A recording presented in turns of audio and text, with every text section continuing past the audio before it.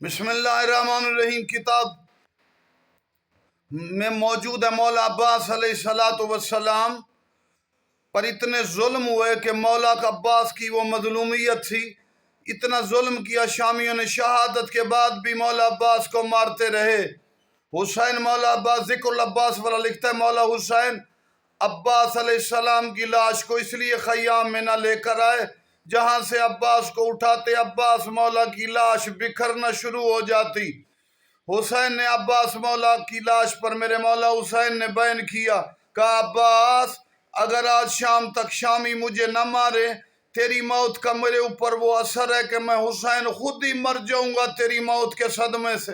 आल रसूल पे करबला पे में बड़ा जुल्म हुआ मौला हुसैन मौला अब्बास पे। इनके तमाम दुख उस वक़्त ख़त्म होंगे जो 1200 साल से गरीब महदी खून रो रहा है। इमाम आएंगे, दुख ख़त्म हो जाएंगे।